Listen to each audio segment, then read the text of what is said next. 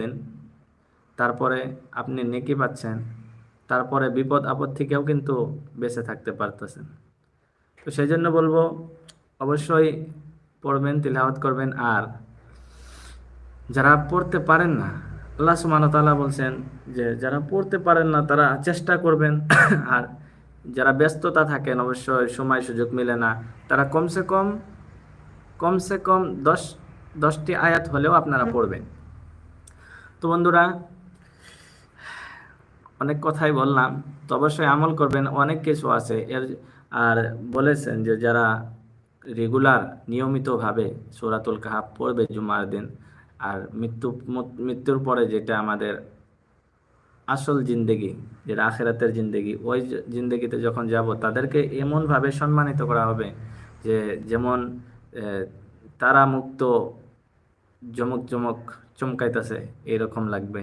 তো লোকেরা জিজ্ঞাসা করবে যে ওই ব্যক্তি কি এমন আমল করেছিল আজকে তাকে এত সম্মানিত করা হইতেছে।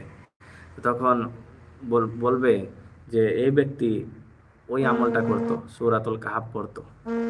তো প্রিয় ভাইরা, অবশ্যই অনেক অনেক ইয়ার ফজিলত আছে, আপনারা পড়বেন সময় সুযোগ নিয়ে।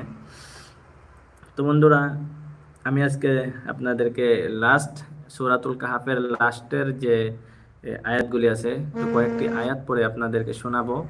আর আপনাদেরকে কয়েকটি আয়াত শোনানোর পরে আজকের লাইভটা আমরা শেষ করে দেব।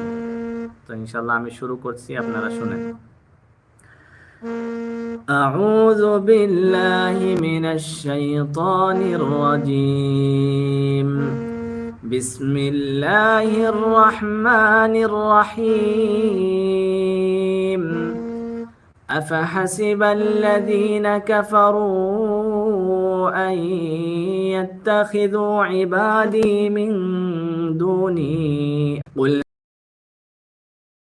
بالأخسرين أعمالا الذين ضل سعيهم في الحياة الدنيا وهم يحسبون أنهم يحسنون صنعا أولئك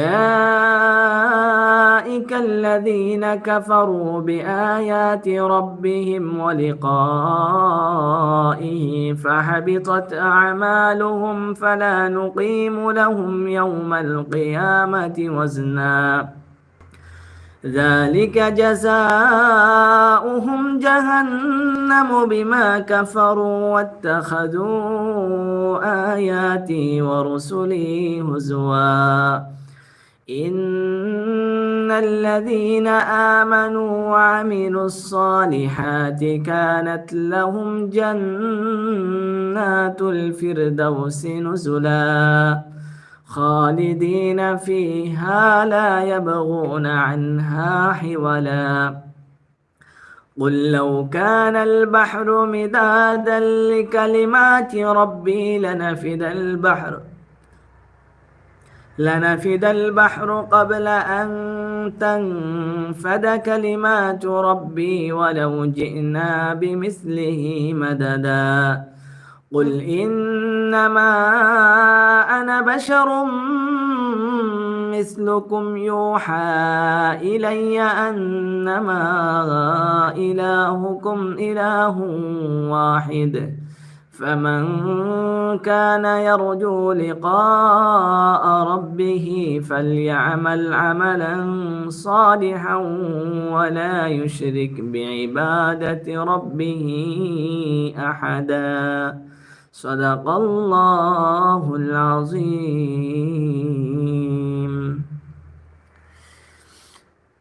তো বন্ধুরা, আশা করি অবশ্যই আপনারা ভালো থাকবেন।